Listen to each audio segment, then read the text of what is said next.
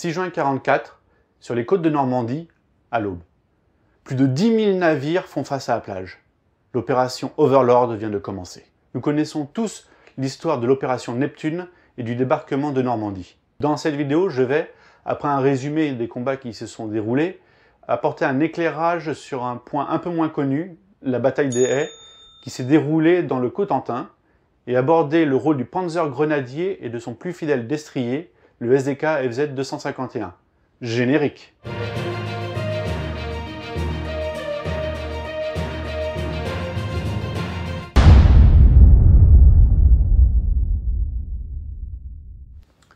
Amateurs d'histoire et de maquettes, bonjour et bienvenue sur l'Histoire par les maquettes. L'opération Overlord ne consiste pas seulement au débarquement des forces alliées en Normandie, mais toutes les opérations qui mèneront à la libération de la ville de Paris. En ce mois de juin 1944, l'Allemagne recule sur tous les fronts. Attaquée à l'est par les Russes qui avancent maintenant en dehors de leur pays, et au sud en Italie. Staline réclame depuis longtemps un autre front à l'ouest pour soulager ses troupes. Du fait que les Allemands s'attendaient à un débarquement dans le Pas-de-Calais, le choix s'est porté sur les côtes de Normandie, permettant ainsi de pouvoir prendre le port de Cherbourg, un port en eau profonde. Le plan initial prévoyait un débarquement le 1er mai 1944, mais pour des raisons de logistique, il fut décalé à juin. De son côté, Hitler, convaincu d'un débarquement en France par les Alliés, charge Rommel de renforcer le mur de l'Atlantique, une défense côtière qui part de la Norvège jusqu'à la frontière franco-espagnole. Fin novembre 1943 à Téhéran, l'ébauche d'un plan d'invasion par la France est donc convenue entre Roosevelt, Staline et Churchill, projet déjà étudié lors de la conférence Trident à Washington en mai 1943. Roosevelt désigne alors le général Eisenhower, dit Ike, ayant déjà à son actif les débarquements en Afrique du Nord en 1942 et celui de Sicile, comme chef de l'organisation de ce débarquement. Le lieu le plus évident pour une telle opération serait le Pas-de-Calais, zone la plus étroite entre la France et le Royaume-Uni. Les Alliés, par l'opération Fortitude, vont conforter cette idée au sein de l'armée allemande. Cette opération d'intoxication fait appel à différents procédés, comme l'utilisation d'agents doubles, la transmission volontaire de fausses informations à la résistance, la création d'une armée fantôme, dirigée par Patton et constituée d'une force fantoche, à base de chars et d'avions gonflables dans le sud-est de l'île, pour débarquer dans le Pas-de-Calais. L'opération Overlord amène une forte concentration militaire sur le sol anglais, qu'il faut dissimuler aux yeux indiscrets. Parmi certaines anecdotes, on peut citer les blocs de béton flottants, coulés dans la Tamise et qui serviront pour les ports artificiels. Ou encore, sur la côte ouest, une unité était en entraînement et est interceptée par une vedette allemande faisant de gros dégâts dont les morts seront cachés jusqu'à très tard après le débarquement. Ou bien l'histoire de ce cruciverbiste ayant utilisé plusieurs mots dont Overlord dans ses mots croisés publiés et qui sera arrêté puis relaxé. L'opération Neptune, constituant le débarquement à proprement parler, était prévue pour le 5 juin au matin. Cependant, la météo exécrable de ce jour fit qu'il fut reporté au lendemain, dernière fenêtre disponible pour le mois de juin. C'est avec beaucoup d'appréhension qu'Eisenhower, au soir du 5 juin, déclencha le plus grand débarquement en Europe. Cela commença par l'envoi de troupes aéroportées qui devaient s'emparer de points stratégiques sur l'est et l'ouest de la zone prévue, afin de garantir la réussite du débarquement. Une force navale composée de plus de 6900 navires prit la mer en direction de Piccadilly Circus, un point de rassemblement dans la Manche, avant de se répartir sur l'ensemble du front à couvrir. L'aviation, forte de 7500 avions, commence le bombardement des défenses côtières à l'aube. Elle servira ensuite à la couverture aérienne du débarquement. Le bombardement aérien est ensuite complété par un bombardement des forces navales et les assauts sont lancés sur les 5 plages retenues. Nous avons, côté américain, les plages Utah, Omaha, qui sont à l'ouest, et concernant les plages anglaises et canadiennes, Gold, Juno, Sword. Bien que sur les plages anglo-canadiennes et Utah les opérations se déroulent plutôt correctement, Omaha est enlisée face à une défense allemande acharnée. Elle restera dans les mémoires comme Omaha la sanglante. C'est sous l'impulsion du général Cotta que ces défenses seront percées, permettant enfin la prise de la plage. Bien que le débarquement se soit bien réalisé dans l'ensemble, il est nécessaire de prendre le contrôle de ports en eau profonde afin de permettre l'arrivée des troupes et de matériel. Pour permettre cette logistique, et en attendant la prise du port de Cherbourg, 2 ports artificiels, les Mulberries, sont créés, un sur les plages américaines, face à Saint-Laurent, l'autre sur les plages anglaises, face à Arromanches. Ces ports sont mis en service le 16 et le 14 juin respectivement, mais le port américain est détruit par les tempêtes des 19 au 21 juin. L'autre ressource nécessaire à la progression armée était le carburant. Faire transiter autant de pétroliers sur la Manche était dangereux, il fut donc utilisé un pipeline, nommé Pluto, qui servira jusqu'à la fin du conflit et qui traversera la Manche, les stations de pompage en Angleterre étant camouflées en magasins de glace ou autres activités anodines. L'objectif premier des forces anglo-canadiennes, après avoir posé le pied sur le sol normand, était la prise de Caen, dont Montgomery estimait la chute au lendemain du jour J. Il lança sa première attaque, Perche, le 7 juin, mais dut faire face à une forte résistance de la part des Allemands. Au 7 juillet, la ville n'étant toujours pas prise, Montgomery déclenchera alors l'opération Charnwood, mais seule la partie nord de l'Orne de la ville put être libérée. Les dégâts du bombardement préliminaire étaient plus dommageables qu'utiles, les routes et rues étant encombrées de débris, bloquant toute avance de véhicules. Les Anglais relanceront une autre opération du 18 au 20 juillet, Goodwood. Cette opération est très coûteuse pour les Alliés, subissant d'énormes pertes, mais Caen, détruite, n'est plus un obstacle dans l'avance alliée. L'autre phénomène est que Hitler avait sous-estimé les Américains et avait massé la plupart de ses troupes blindées sur la défense de Caen, allégeant ainsi la pression sur la partie ouest du front et qui favorisera l'avance alliée à l'ouest. Du côté américain, les forces débarquées à Omaha arrivent à faire la jonction avec les forces britanniques le 8 juin, près de Port-en-Bessin. Il est nécessaire de prendre 40 ans afin de pouvoir faire la jonction entre les unités arrivées à Utah et le reste du front. La ville sera prise le 12 juin, permettant d'avoir maintenant un front uni entre l'Orne à l'est et la Vire à l'ouest. Pour l'anecdote, dans la nuit du 12 au 13 juin, les premiers V1 sont envoyés sur Londres. L'objectif des forces débarquées à Utah est de prendre Cherbourg, le port en eau profonde. Partant de Sainte-Mère-Église et allant vers le nord du Cotentin et vers l'ouest, ils vont réaliser une coupure de l'armée allemande le 18 juin au prix de nombreuses pertes. Le général Collins attaque la ville de Cherbourg et son port le 22 juin. La ville tombe le 26 avec la reddition de von Schlieben, mais le contrôle total de la ville n'est effectif que le 1er juillet. Les Allemands ont rendu le port inutilisable et il ne sera complètement opérationnel qu'à la mi-août. Pendant ce temps, le Cotentin sera libéré progressivement au cours d'une bataille qu'on appellera la bataille des Haies.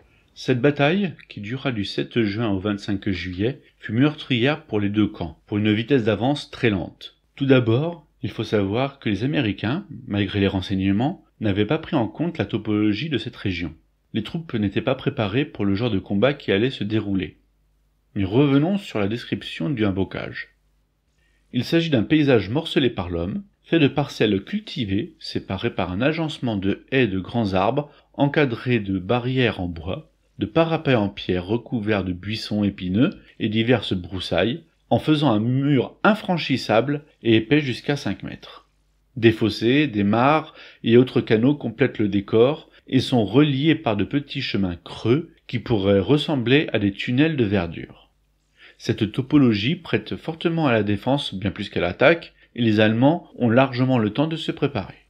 À cause des allées étroites et encastrées, les forces américaines ne peuvent réellement bénéficier du support des blindés, et les haies denses, en plus d'être un écran visuel, ralentissent l'avancée des troupes car il faut percer à chaque fois une nouvelle entrée pour les chars d'appui. Cette bataille sera donc celle de l'infanterie, qui sera la principale force en présence, soutenue par l'artillerie et dans une moindre mesure par l'aviation, les combats étant tellement rapprochés que les risques de tirs fratricides sont élevés. Le fait d'être présent avant le début de l'invasion a permis aux Allemands de se préparer à résister et organiser les lignes de défense. Notamment le fait de pouvoir préparer les tirs d'artillerie longtemps en avance, leur permettant des tirs d'une précision diabolique, notamment avec les mortiers.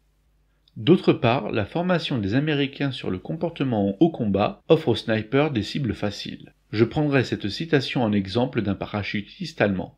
Les fantassins américains ont une drôle d'habitude. Après avoir fait feu, Ils se jettent toujours au sol puis se roulent 1 ou 2 fois sur le côté droit. Sachant cela, il est simple de les cueillir. Afin de défendre le Cotentin, le général-lieutenant Malman organise une ligne de défense partant du sud de Carentan et traversant le Cotentin vers l'ouest. Cette ligne de défense avait pour but d'arrêter, ou tout du moins de freiner l'avancée des forces américaines vers Saint-Lô, nœud important de communication et voie vers le reste de la France occupée. Elle était forte de 9500 hommes et résistera à la pression des GI jusqu'à l'opération Cobra, provoquant de fortes pertes dans les rangs US. Elle est constituée de 3 lignes de défense, la première mobile sert d'éclaireur. La seconde est soutenue par les fortifications du Mont Castres et la haie du Puy, la troisième de réserve, plus au sud, le long de la Taute et de la Sève. De par la configuration du terrain, ce système de défense s'appuie sur le fait que chaque unité non attaquée peut venir en appui de sa voisine, s'appuyant sur un réseau complexe de cheminement et où les mortiers MG34 et 42 feront de vrais ravages. Pour l'anecdote, cette ligne de défense fut découverte par hasard le 3 juillet, lors d'une patrouille au cours de laquelle un officier allemand fut fait prisonnier. Ne voulant pas parler, les Américains découvrirent sur lui des photos compromettantes et le menaçant d'envoyer ses documents à sa famille, celui-ci parla. L'avenir, pour les Américains, allait se montrer fort douloureux, avec ce que l'on appellera la bataille des haies, qui sera pour eux un vrai calvaire, car il s'agira de prendre champ par champ, pré après pré, dans un univers où tout se ressemble. En effet, malgré les reconnaissances aériennes et les informations issues de la résistance, les hauts gradés, Gavin, Bradley, etc., ainsi que les commandants d'unités n'avaient pas du tout prévu ce genre de figure de défense, s'y étant pas préparés, et pire que tout, ne savaient pas comment s'y confronter. C'est sur l'expérience acquise sur le terrain, par les hommes de troupe, au prix du sang, Eisenhower parlera d'hémorragie, que cette bataille sera finalement remportée. Les Allemands avaient préparé le terrain, réglé leur artillerie, et lorsque les Américains débouchaient dans un pré, ils étaient bloqués, cloués sur place par les tirs de mitrailleuses, les forçant à stopper là où les Allemands avaient décidé. Ensuite, c'était au tour des mortiers de pilonner la zone, ainsi que les snipers faisant un vrai massacre dans les troupes américaines. Celles-ci ne peuvent réellement compter sur leur artillerie de campagne, et peu sur les blindés, bloqués par les haies. Fait d'autant plus vrai que ceux-ci, franchissant ces haies, offraient aux casseurs de chars, Panzerfaust et autres Panzerschreck, leur partie la plus vulnérable, le dessous. Une des plus grandes batailles fut la prise de la haie du Puy, qui s'est déroulée entre le 3 et le 8 juillet, provoquant la mort de 10 000 GI. Cette ville était un carrefour stratégique entouré de collines, dont à l'est le mont Castres, un sommet duquel on pouvait apercevoir le secteur d'Utah. L'objectif était de sortir des marais environnants et de prendre la route entre Lessay et Saint-Lô. Lentement, pré après pré, chemin après chemin, avec d'énormes pertes, les Américains avancent sur Saint-Lô. De remise en question sur les tactiques et les stratégies, aux adaptations techniques, comme le tank Dozer, permettront enfin la percée de la ligne Malman, et l'acte de grâce sera l'opération Cobra. La plus connue de ces inventions, attribuée à Curtis Collins, consistait à souder à l'avant d'un char des morceaux d'asperges de Rommel afin d'en faire des coupes-haies, surnommées Edge Cutter ou bien Rhino, sera développé sur le terrain et déployé à partir du 15 juillet. Les Panzer Grenadiers sont issus des Schützenregimenter. Ce sont des brigades d'infanterie d'appui motorisées dont le rôle est le soutien à la progression des blindés sur le champ de bataille et sont intégrés aux Panzer Division. Leur fonction est notamment l'appui-feu, la destruction aux abords des armes anti-chars, puis la consolidation des objectifs acquis. Comparativement aux forces d'infanterie classiques et de par leur mission, ces unités sont équipées d'armes plus lourdes. Dans l'histoire qui nous intéresse, c'est l'unité 901 des Panzer Grenadiers qui va prendre part aux opérations. Les Panzer Division ont, au cours de leur histoire, pendant la Seconde Guerre mondiale, changé plusieurs fois d'organisation, mais en ce qui concerne l'année 1944, on peut retenir. Elle est constituée de 2 bataillons de chars, un de chars lourds, Tigre ou Panther, et d'un moyen, Panzer IV, un bataillon de canons d'assaut, un bataillon de chasseurs de chars, ainsi que de 2 régiments Panzer Grenadiers à 2 bataillons chacun. Ils disposent, du fait de divers remaniements, de tenues différentes entre diverses unités, mais ils sont reconnaissables à leur liseré vert-pré sur leur passepoil. Le Panzer Grenadier 901 est créé le 21 décembre 1942 à partir d'éléments en formation en Allemagne dans le but de protéger le front sud en Russie après la percée de Voronezh, mettant en danger le groupe sud, et est nommé l'Air Régiment 901. Le 10 janvier 1944, il est rebaptisé Panzer Grenadier Lehr Regiment et il se trouve alors dans la zone de Nancy-Toul-Lunéville et participe à la formation de la nouvelle Panzer Lehr Division dont il sera l'un des 2 régiments de grenadiers avec le 902. Les Panzer Grenadiers de cette unité sont équipés de la tunique grise similaire aux unités de Stug au lieu de la M 1942 de la R. Mis en alerte au matin du 6 juin, elle est mobilisée en fin de journée et part du Mans pour rejoindre Argentan, puis arrive sur la région de Caen le matin du 8 juin, après avoir subi des bombardements tout le long du trajet. Le 13 juin, les Anglais tentent un passage entre Caen et Tilly, vers Villers-Bocage, et tentent de prendre en tenaille la Panzerlehr. Cependant, et c'est un fait légendaire, cette percée est bloquée par les chars de Wittmann. La Panzerlehr récupère Villers-Bocage au prix de pertes assez conséquentes. Lors de l'opération Epsom, le 29 et 30 juin, ils perdent encore 68 chars. La poussée américaine amène la Wehrmacht à déplacer la division à l'ouest le 5 juillet, dans le secteur de Saint-Lô, en renfort de la 17e SS Panzer Grenadier Division. Dans ce secteur, ils reprennent Pont-Hébert le 8, puis le 11 lance une offensive sur le Désert et Saint-Jean-de-Day, mais se font refouler sur Saint-Lô qui tombe le 18 juillet. La Panzerlehr est alors seulement à 30% de ses capacités et à la veille de l'opération Cobra, elle ne pouvait aligner que 80 chars, et pourtant cela en fait encore la division la plus solide des 3 présentes sur le secteur. Lors de cette opération, la division se trouve sous le tapis de bombes et sera quasiment anéantie le lendemain. Indissociable des Panzer Grenadiers, le SDK FZ 251 fut conçu pour l'appui de l'avance des forces blindées, afin de pourvoir aux faiblesses de celles-ci, notamment la consolidation des percées réalisées. Le cahier des charges prévoyait un véhicule capable d'avancer au même rythme que les blindés, et de ce fait, un véhicule à roues était inenvisageable. Un tracteur de 3 tonnes non blindé fut développé originellement par Hansa Lloyd Goliath à Brennes en 1933. Le prototype de 1934 était propulsé par un moteur 6 cylindres Bogward de 3,5 litres de cylindrée et désigné HL-KI2. La production de ce véhicule démarra en 1936 et 505 HL-KI5 furent produits cette année-là. En 1936 sort la version KI6, plus connue sous le nom de SDK FZ11. Ce tracteur était une bonne base pour préparer un véhicule blindé.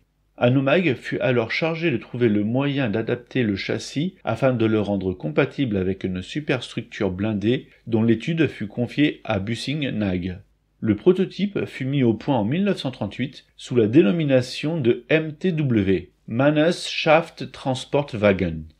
Les premiers SDK FZ 251 furent mis en service au printemps 1939 et cette année-là, 232 exemplaires sortirent des usines. Ils furent rejoints par 337 autres en 1940. La production atteint les 1000 unités par an en 1942 et jusqu'à 7785 en 1944. Début 1941, l'appellation du SDK FZ 251 est changée en SPW, Schützenpanzerwagen. Il fut décliné en 4 versions. Laufs A, structure en blindage soudé, superstructure blindée en 2 parties boulonnées entre elles, dessus ouvert, mais le conducteur et le chef copilote avaient un plafond blindé. Il dispose d'un moteur 6 cylindres à refroidissement liquide de production Maybach d'une puissance de 100 chevaux. Son réservoir de 133 litres lui donnait une autonomie de 300 km avec une vitesse de 50 km/h sur route. Il était originellement équipé de 2 mitrailleuses, à l'avant et à l'arrière, non protégées. Les protections pour la mitrailleuse seront introduites ultérieurement. Il fut immédiatement suivi par le B en 1939 et la principale différence consiste en une simplification de la production. Suppression des meurtrières sur la partie arrière sauf une. Il sera produit jusqu'à fin 1940. L'AOFC fut introduit en mi-1940. En parallèle avec le B, son principal changement se situe au niveau du capot. Sur les modèles précédents, le nez est à 2 pans, un seul sur le C, et inclut une meilleure protection du moteur. Le lot de bord est déplacé aussi sur l'avant. Comme sur le A et le B, il y avait une version soudée et une version boulonnée.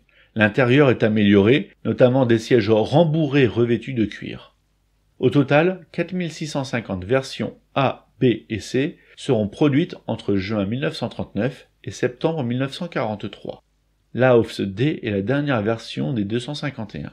Afin de gagner en productivité, l'arrière est en un seul pan dont les portes peuvent dorénavant être verrouillées de l'extérieur. Les bancs seront maintenant en bois, les supports de fusils seront aussi en bois au lieu de métal.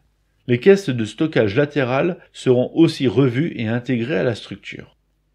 La ventilation du moteur est modifiée et les MG34 seront remplacés par des MG42. Il est introduit en 1943 et sera produit en 10 602 exemplaires et en 20 déclinaisons. Plus long que les versions précédentes et plus lourd, ses performances resteront quasi inchangées. Caractéristiques: longueur 5,97 m, hauteur 1,75 m, largeur 2,10 m, poids 8 tonnes, vitesse sur route 53 km/h. Au total, 15 252 exemplaires, toutes versions confondues, seront produits. Cependant, malgré ce chiffre, ce véhicule n'était pas en nombre suffisant sur tous les fronts pour remplir tous les besoins de la Wehrmacht. Après la guerre, la production continua dans les usines Skoda et Tatra sous la dénomination OT810 avec un moteur Tatra de 8 cylindres diesel et dont la superstructure sera complètement fermée. Nous sommes à l'aube du 11 juillet, auprès du désert, petite commune de ce qui est maintenant la Manche. L'ambiance est calme, le temps n'est pas au beau fixe. Ces derniers jours, les combats ont fait rage dans le coin. Le 8 juillet, le 121e régiment d'infanterie a progressé le long de la départementale 8 en direction du sud-ouest et arrive dans le village du désert qu'il reprend contre la 2e Panzer SS. Le lendemain, une contre-attaque est contrée vers midi avec l'appui du 743e Tank Battalion qui perd une douzaine de blindés. Le 10, le 39e régiment d'infanterie prend en compte le périmètre du désert, alors que le 120e régiment d'infanterie prend la route vers le sud-est. Le 1er bataillon du 39e est positionné en tête du dispositif à l'entrée du village sur le flanc gauche, alors que le 2e est sur le flanc droit. Le 3e bataillon est mis en réserve. Cette nuit-là, des bruits de chenilles se font entendre dans une nuit relativement calme. C'est le 901e Panzer Grenadier qui monte au front, dans le secteur du désert et de Pont-Hébert, préparant une violente contre-attaque sur Saint-Jean-de-Day.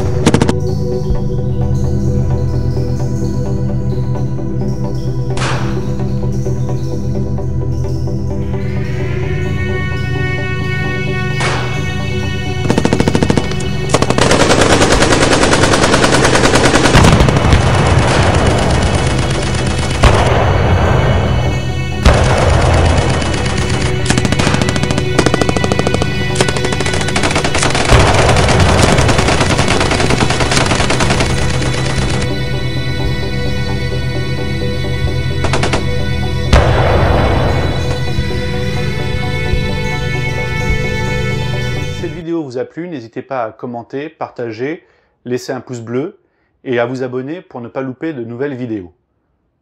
À bientôt!